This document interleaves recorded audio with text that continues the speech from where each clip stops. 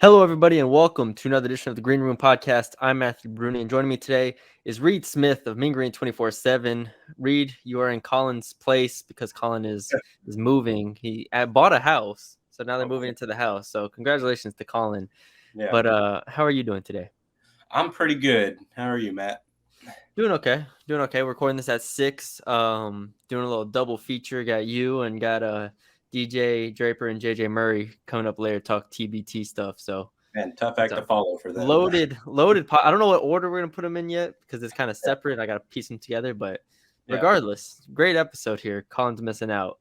But you were at the AAC Media Days, or Media Day over in Arlington, and North Texas obviously represented there. Easy drive for them. Eric Morris, Mason Richards, Jet Duncan. We were talking a little bit beforehand about the differences between the AAC and Conference USA, but if we start general, just what were your takeaways from the overall experience at the Media Days?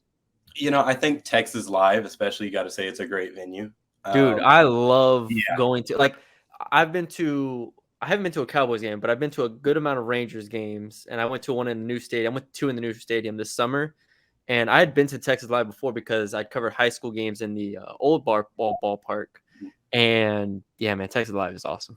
Yeah, so Texas Live, great venue. Every time I go, find something new. Hadn't been in the hotel portion of it yet, so that was a new experience. It was very nice. They had all of the team banners up. They were just very organized, is what I used that before the podcast. It just felt like a big event, and that's not to degrade former conferences or anything, but the American definitely seemed like it was, a conference that wants to brand itself P6 and really did just kind of live up to that experience. The biggest pull quote, I guess, from the entire weekend, and we'll get to North Texas a bit, but was the Charlotte head coach. I don't have his name, but banging the table about only getting 3 questions. And then didn't another coach did that too? I think USF's coach did that as well. Yeah. In a similar manner. Yeah, he was a little bit less. He was just like, 3 questions, I'm going to go. Like, that was fine. But Biff Poggi, it had to be a rough morning for him because you wake up, you see your team is ranked last in the media poll. And then, 3 questions. I was writing a story in the room while he was up there. So, I'm not going to ask him a question. I'm waiting for my people to ask. So I'm writing, and then I just hear, bump, bump, bump. All right. And then he walks out, doesn't shake anyone's hand, just leaves the room. So the thing people, don't understand. Well, the American, I don't know. I went to SEC Media Days last year, right? And so what you have is, because I saw a lot of people saying, how dare the writers not have a question for every single coach? I personally, and I think everybody there, it's like, if you go to cover North Texas, I have nothing to ask Charlotte. Now, unless if I could assume like Brett Vito maybe, or, somebody from the DMN maybe doing an overarching story on the teams from Conference USA going to the American. That's not my beat. No. That's not – if I cover LSU, I'm not – but there are – like the only things that I could figure that do get asked at these things are like North Texas, you would ask, let's say, Trent Dilfer at UAB, like, hey, what do you know about North Texas and the history of, playing them and stuff like that? That's what you would ask them. But like, ultimately, I'm indifferent on those questions. It's like, all right, you're getting another coach's opinion on your team. Cool. But at the end of the day, it's kind of just filler in a lot of ways. But I just thought that was hilarious. The discourse around that was something. I know. Yeah. And Charlotte really did market it pretty well. They did that pick 3 games, just 3 questions type deal. So, well, the other thing was, it's a massive mistake from Conference USA, or I'm sorry, the American. I think Conference USA did too, but to release it beforehand. Yeah. The SEC releases it at the end. Mm-hmm. They released it at the end of day 4. Like they released the all conference teams and all that stuff. I'm like, I didn't fully wrap my mind around that they did it that early. It just didn't make sense to me. It didn't make a whole lot of sense to me either. But I think that a lot of people are saying that Biff Poggi was. He shouldn't have been mad. The quote I pulled, I believe, on Twitter was like, he said, "We're not some Conference USA team heading into this conference," and that was kind of like a hey, like, oh man, Oh man. I kind of got everyone laughing a little bit. Yeah. Well, they released all conference teams. Let's talk about North Texas first, and kind of your takeaways from North Texas and what you heard from them. We can start with Eric Morris, his time talking to the media. Just what was your impression of Morris in this setting, having seen him? Obviously, you've talked to him before in a scrum, but this is a kind of different setting, different questions, and different preparation for the season. He's very charismatic. Eric Morris, he will always start something with, I kind of like when coaches or anybody does this in this kind of setting. He always starts out with a little bit of a personal narrative. He started out with the Mike Leach thing and then kept going. He just is kind of a guy that no occasion is too big for him.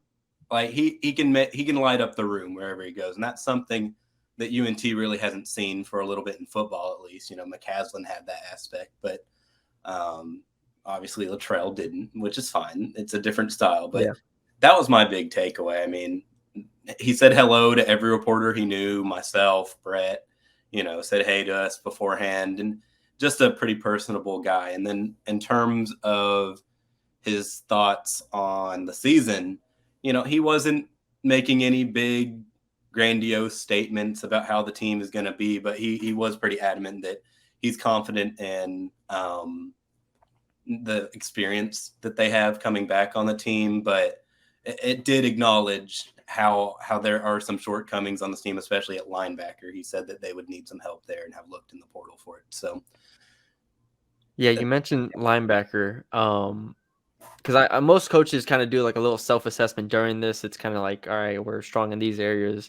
We're going to keep getting strong in those areas.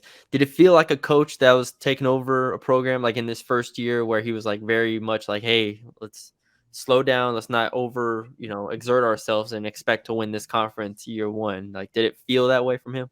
Absolutely. I don't know if you had gotten this impression from previous statements from Morris, but a part of me felt like he was hyping the team up just a little bit, which is probably good when you first come to a university. It's kind of what you got to do. But I felt like this was a more realistic sounding Eric Morris. This was somebody who knows the challenge ahead and knows that there will be challenges in the season. It won't just be click right off the bat. Here we go. Yeah. What were your impressions of the players, Mason Richards and Jed Duncan, being elected to speak? The big question with players, it's always, did they say anything of substance, or was it kind of just more PR type talk? It was mostly PR type talk, but we did get, I think, a good quote apiece from Mason and Jet. Mason had said that I asked him if the switch back to defensive line had been rough for him, or was it just kind of natural? He, of course, answered, it's kind of natural. He's not going to say, I struggled to make the adjustment. So he said it was natural, but he did say that he had the most fun ever playing football when he was playing linebacker. I thought that was kind of an interesting quote, that he would say that and then go, but I am playing defensive line. It's going to be great rushing the quarterback, things like that. And then Jet, we both, me, Brett, and another reporter, JD, asked about the offensive line and just how connected they were, how confident he is. Obviously, they lost Jake Long to Duke. That was kind of a big deal. We didn't ask about that, but it is a big deal. We had to kind of do our due diligence on that. But he said that pretty much it's still open. Like he played a little bit of center at spring. And and I thought that was pretty interesting since that's a position he hasn't played since freshman year. And he said, it's just still whoever's the best five guys, and that Ethan Miner and the Palavai Pulu and those incoming guys are, very talented, and they're going to be fighting for a starting spot. So it was interesting to me that, they still don't feel like they have a line yet. Like you figure Duncan and Blair, Babette Nawaiwu more than likely are going to be three guys that are definitely on the line, but those other two spots are wide open. Yeah. It always feels like that with new coaches. The offensive line is like the hardest thing for them to grasp. I don't know why that is exactly. It's just, it was that way at LSU, it's that way in North Texas. I feel like it's that way in a lot of situations. Like you go down the list of new coaches, but North Texas is picked to come in 7th in the conference. I said on Twitter, North Texas has the hardest schedule in the entire American, with I think 1, 2, 3, 4. I think it's 1, 2, 3, 4, 8, 9, 10, 11, something like that. Something along those lines. Yeah. What do you think of North Texas being in the 7th spot right now? I mean, obviously the American's so new. Like for me, for you, obviously everybody. But do you think 7th is kind of fair? Yeah, I mean, a lot of the coaches and Morris said that it's just such a gray area right now. Nobody really knows what's going to happen, but I think 7th is probably safe because if you look at the profile of the team, it's a team that has talented players, but lost a lot of talent. There was a game note that I had noticed in the first game notes that they had sent that like UNT is like 13th or 11th or 3rd. I'll check it, but 11th or 13th in the country in returning production, which is kind of interesting to me considering, you think about the production that left Shorter, Gaddy, second leading tackler, Nixon. Like, it's a team it's interesting really because especially I think 7th was almost generous because of the quarterback situation. You figure it's going to be Chandler Rogers, but who knows? Like,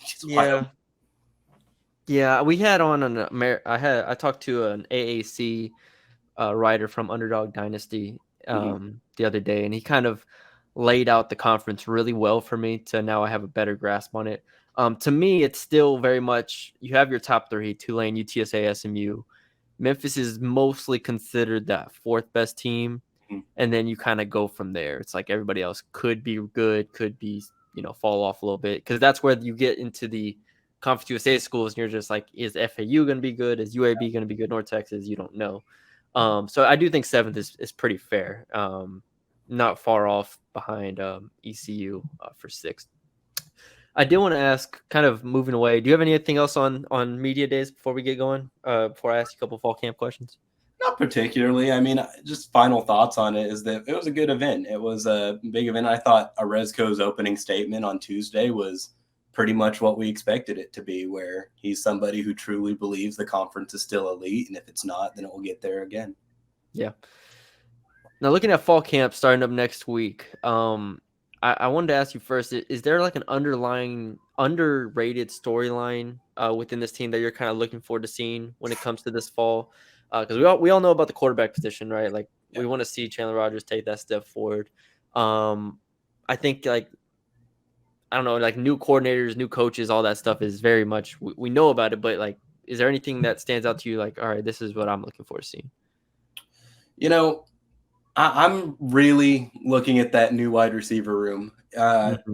Replacing the production that J.R. Shorter left is just going to be a tall task. I mean, if you look at his numbers from last year, it's a monster. But, they bring in a number of guys, still got a lot of talent in there. I'm looking for a breakout star in Jamori Macklin. I think that everything we saw in spring, the guy's attitude, his talent, that he could be that leader that the wide receiver that the room is really just missing at this point and needs kind of a breakout from. Yeah. But yeah, that's my underrated story. Yeah, Jamori Macklin's my pick to lead him in receiving this year. Rod Burns is still getting a lot of run as far as, and we know what he is, right? Yeah. Like obviously he'll get his catches. I'm not minimizing him. I do think Jamori Macklin has the upside though that can be like, all right, this is the new guy here. Exactly.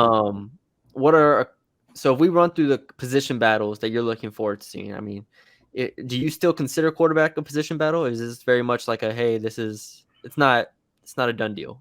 Morris said that there's 3 guys still in the competition for it. So, we're going to see it and if you're putting percentages on quarterbacks right now, where are you putting the percentages? I'm saying be a starter. Chandler Rogers 70. Yeah. Jace Ruder 20. Everybody else 10. It just feels like, anybody else. Yeah. Anybody else that if anybody other than Rogers, if they got the starting job, it would feel almost like the first failure of the Morris era because you bring in the guy, one of the most efficient passers in the country, albeit in Sun Belt, but should be a guy that matches that offense. On paper is the most talented guy in that room. It should be Chandler Rogers. And, you know, I think we talked about it last time I was on here for spring. It was like Jace Ruder's one of those just like fool me once kind of guys, because this is exactly, you know, the type of play that everyone saw in 2021, where he had really good camps and then just did not show up in season. So it just seems like Chandler Rogers should be the guy and really does kind of need to be the guy. Yeah, I think you worded it well with Ruder. He would have to just be unbelievable in fall camp, I think. What are the positions here? I mean, let's talk about the linebacker position real quick.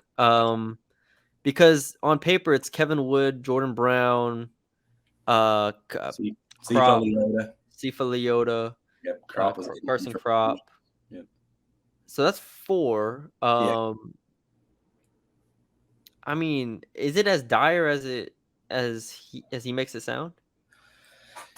Yeah, I mean, I think that really when you look at Larry Nixon among the fan base, especially, he was sort of underrated, which is kind of crazy to say when you're talking about a guy that was the second leading tackler on the team last season. But, you know, Larry Nixon leaving was not a small thing. That was not you know, that can be replaced. He was very solid for UNT last season. I'm going to our video last week. I don't know if you saw it. We put into tiers the position groups at North Texas. Yeah. The North Texas position groups, right? Yep.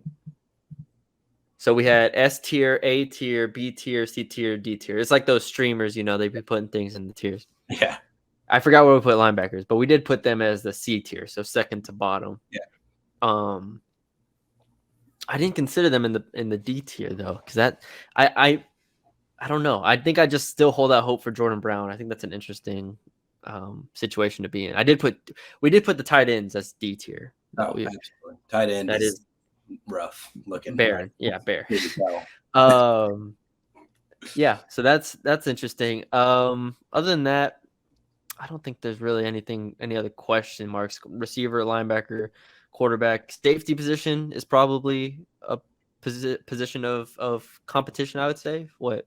Phil Hill, Nakwasa, Phil Hill, West, Wilson. Wilson's pretty much Wilson locked in, but Logan Wilson. And then for cornerback, I mean, I don't think there is a world where Lorenzo Thompson has such a good fall camp that he maybe jumps over Davis, but you know, you don't know what you're going to get. How old is Davis at this point? He's got year 5. Yes, year 5, so either 23 or something like that. Wish they did stages. Yeah. All right, man. Anything else on fall camp before we let you go? Nope. Just got to see him first. A lot to see. Yeah, gotta see him. A lot to see. That's what fall camp's for. Hopefully they give you all good access and you get to watch everything. I don't know how Eric Morris is compared to Luttrell. More access videos is what I've heard. So we'll see if that changes. Yeah, that'll be interesting. Yeah, because we could always do at LSU. It's like you do video for like the first 20 minutes. Yeah, and then either we have to go or we can stay, but we can't record. So it's like that little way of doing things. Yeah. But all right, Reed. Thanks for joining. Thanks for joining me. For those who want to check out Reed's stuff, Mean Green 24/7 on Twitter, meangreen247.com.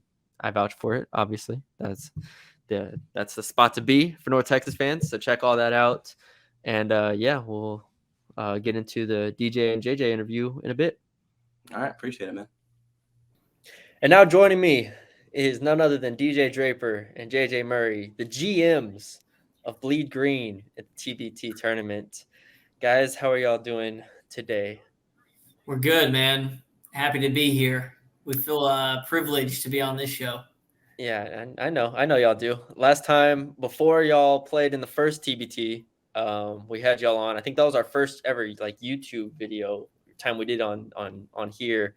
I was in McKinney and we did it on the video and we talked about building the team and all that stuff. So I already have a general idea of how everything goes for y'all. But now I'm glad that y'all have won enough games to where I can have y'all on during the actual TBT, and we could talk some basketball, like actual basketball that's been played. Because man, I've watched. Okay, I'm not gonna lie. I stopped watching at the first half. I stopped watching at halftime of the first game because y'all were up 30. I'm like, all right, they're good. But the second and third games in the lab and enchantment, I was tuned in, locked in the whole time. A little scared, but y'all put together quite a team this year. I don't know where you want to start, but what has it been like for y'all over the past 2 weeks to see this all come together?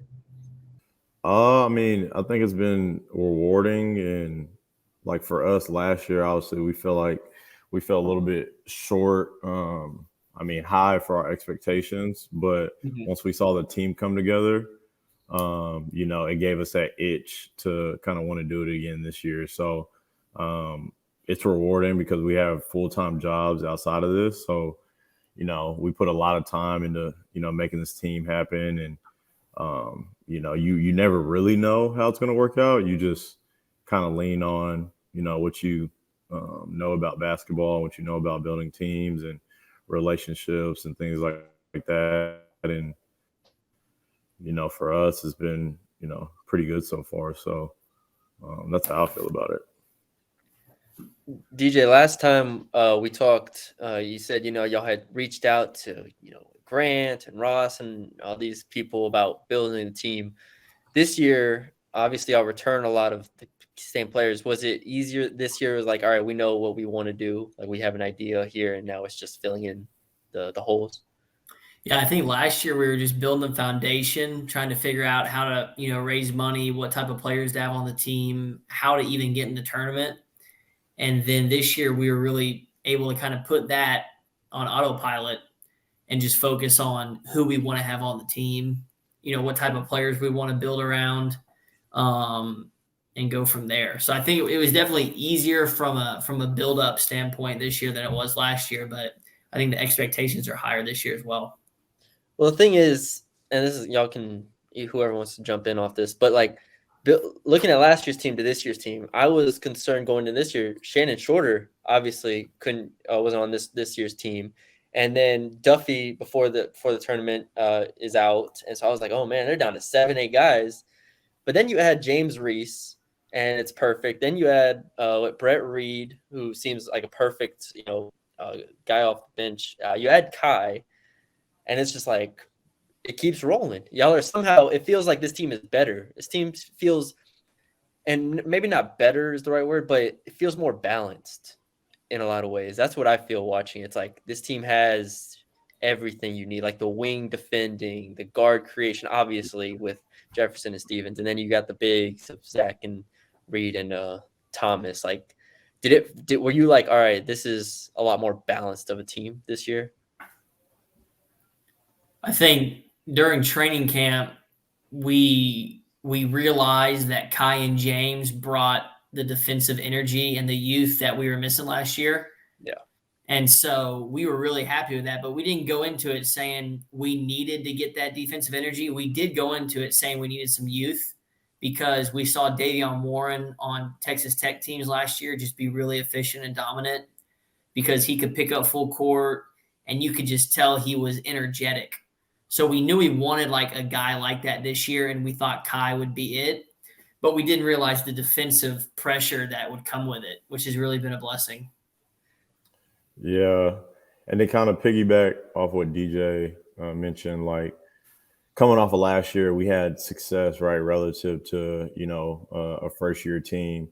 But we kind of took a step back, and obviously you always want continuity with any team. So we wanted to kind of pick a core group of guys we wanted to bring back, but we also knew we couldn't run it back with that same roster because at the end of the day, we didn't win the tournament. And so when that happens, there always has to be changes somewhere. So we returned the core group that we wanted to. We did hate losing Shannon. Me and DJ, love Shannon Shorter. He was the first guy that we knew we had to get on our team last year. And so losing him this year sucked, but we knew that we did have to kind of fill that position, and it did suck with losing Duffy last minute, Williams last minute.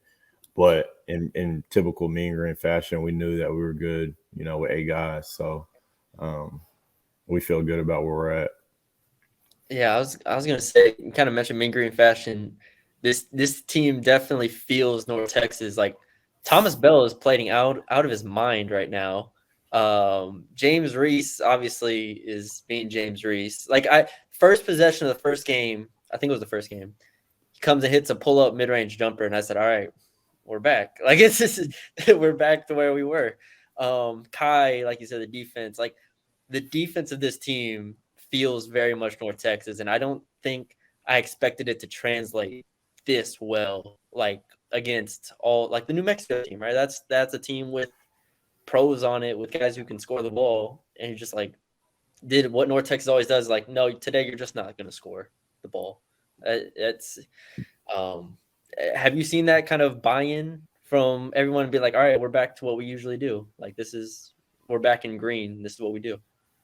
Yeah, it was super cool when we got together for training camp, seeing guys like James Reese, Thomas Bell, and Zach see each other for the first time in a while. They were giving hugs like, they're brothers. So you can tell they have a lot of memories together. And I think it's really a credit to our coaching staff at North Texas, because Kai, didn't play with James Reese, but because he was in that system, he can just hop in, and it's like they've been playing together for a couple of years now. So I think it's just kind of like the Mean Green culture that you can throw some people out there and you'll see some continuity with it.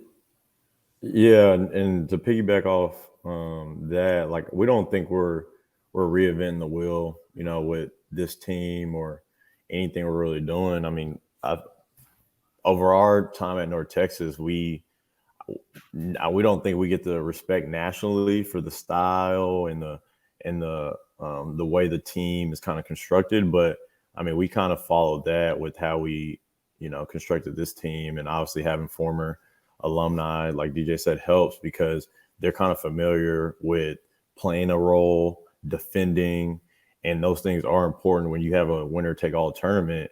And there's no, if you look at these guys' backgrounds, there's no secret on why these guys have had success in postseason basketball. And so having those sort of guys on a team for us is a no-brainer. And we think it's directly contributed to our success so far.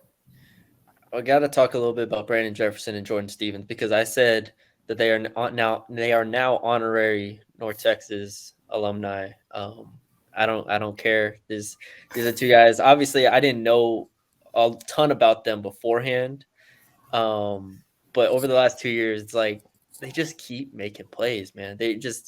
And that's why it helps. You, like we said, Kai, Reese, Thomas, all these guys. But at the same time, over the last 4 years, what have all those North Texas teams had? They had Javion Hamlet, then they had Tyler Perry. And now it just feels like it's Brandon Jefferson, Jordan Stevens. You just plug them in, and you're like, all right, we got the guards, and then everybody else knows exactly what to do. What has it been like watching those two guys? They're awesome. They're elite human beings, elite basketball players, great leaders. And man, they are just some of the best guards that I've ever seen live. They just hit tough shots and they make tough plays. And the reason Brune, just for the record, they were honorary last year. They earned that. For sure. They were cold last year. But we can go on and on. I mean, about those guys, right? But what we like about them the most is that they come from D2 backgrounds. And so, I mean, those two guys, along with Brett Reed, are D2 guys who, know what it feels like to play in empty gyms, know what it feels like to be overlooked, but to still produce at a high level. So we know those guys aren't prima donnas, are, super grateful for the opportunity and want to compete right with the best. And so that's a big reason why we kind of like, those D2 guys, because, we've had experience, dealing with the ladder, and, we like going this route. Yeah. We got to quickly mention the coaching staff even though I wasn't, once again was not selected to be a part of the coaching staff this year. I don't know. I don't know where my application got lost in the process here. You're too expensive. Too expensive. Yeah, I wanted a bigger cut than what y'all had. You're too expensive, Brune. But I think I was watching. I don't remember if it was in the lab or the enchantment game, but I was like, I think it was both games. Honestly, I was like, this is a team that's like actually knows exactly what it's doing every time on offense, first of all, but then defensively, the enchantment game to deny their best player the ball, to put Kai on him, and then rotate, just be so sharp with everything all the time. And obviously, Andre Shaw has been in North Texas a few years and very much respected within the program and everything. But like, this is some high level coaching going on right here. Like this isn't just like roll the ball out, go play. That kind of, I don't want to say it caught me off guard, but this is like, you can see it in games. And obviously, like, we watch enough basketball to where you can see it. Like, you can see it with this team. Yeah, I think it's Coach Andre Shaw is so good in this head coaching role. Lets the guys play with confidence, but also has an elite, strategy mind. When we go back to the hotel after games and before games, Coach Shaw, Coach Lacey, Coach Blakely, they're all together strategizing on what's the best thing to do. They're watching film, staying up late, waking up early. So you're right. It's definitely more than just roll the balls out. JJ, has anything surprised you so far through 3 games? Anything of what you've seen, what's this team's good at, how they're attacking, how they're winning games? I mean, you're always, especially in this spot like that we're in, you're always nervous before games. You just, you try to do your best to put those guys in the best position possible to where they can just worry about basketball and, trust the coaching staff to prepare them for games. I would just be honest and say I'm surprised by, from training camp onto this point, how well the guys have connected even off the floor. Obviously you return a core group, but you have some newcomers that we brought in who kind of fit right in. So that surprised me, honestly, was just the flow offensively. And there hasn't been anyone kind of confused really on what the role is. And that's probably the biggest surprise, because you get these guys together, for a few days before a game, you would expect some disconnect and flow and, some issues with role allocation, but that really hasn't been an issue. Yeah. Well, we can start to wrap it up by looking at what's next. Y'all got 3 games to win. Crazy enough, there's still 3 games to win. It's a 64-team tournament. Feels like y'all have already like made the championship game, but still into the quarters. I know y'all watch a ton of TBT, and I admit when TBT first started out, I watched a lot of it. Then I didn't watch for a few years, and then I think the last couple years, I think 2 years ago, I probably started watching more, and then this year I've watched a good amount. I'm just saying this as a obviously partial but also neutral observer. I think y'all can win this thing. Like at this point, I'm looking at it like, okay, I've seen like Sideline Cancer. They came back and they, won by 20 or whatever. You got like the Blue Collar U team that won last year, all this stuff. But like, I've watched a good amount of teams here, and I'm like, I wasn't sold on the Aftershocks. I was like, that Aftershocks team, they're not going to do it. Like they're done. And I watch y'all, and I'm like, I think this team is just so balanced and so well-rounded. I think y'all can win this thing. I have y'all let yourselves like think of it like that, or is it just like nope, we can't think of it? Brune, we're just trying to win. We're trying to find a way to win on Monday, Brune. Yeah, Coach, win 1 game. Control the things we can control, and that's on the defensive end. But man, you go to JJ's house, and he's got a whiteboard with what he's gonna do with the money. No, man, we can't even talk about the That's not even a top of the conversation until we shoot far down the road. But we think we're good. We do think we're good. Dude, I'm telling y'all can win this thing. I'm excited. I'm excited for this. Are you coming? Go ahead, JJ. Are you coming to Louisville? I'm not coming to Louisville, JJ. DJ, Jesus. God, man. I'm coming to Louisville. Are you flying me out? Well, yeah, probably. Put me on the bench. I'll be there. I told you you're too expensive. Put me on the bench with a towel. I'll be Patty Mills. I'll be Patty Mills over here. I'll be what DJ was like his freshman year. Where towel waiver.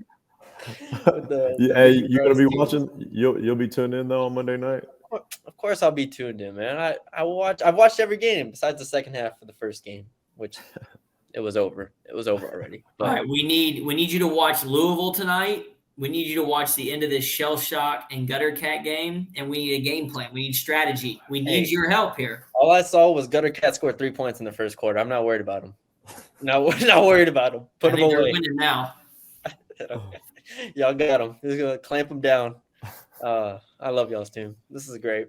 Yeah. Well, we'll see. I'm gonna keep texting you, DJ. I'm gonna keep being like, hey, who we got next year? Who we got next year? That's all. But like you said, one game at a time. Monday, you win it, you're gonna have your DMs being flooded. It's just gonna be like, hey, let's go. Where are the roster spots? I mean, you only have 8 players right now on the damn team. Come on, man. Gotta play hard if you want to play for us. True. We like 8. I like 8. Y'all got a good 8 too. That's a good 8 to have. That's a fun 8 to have, man. Jeez. All right, I'll let y'all go, man. I've been talking y'all's ear off enough, but yeah, let's plug it real quick.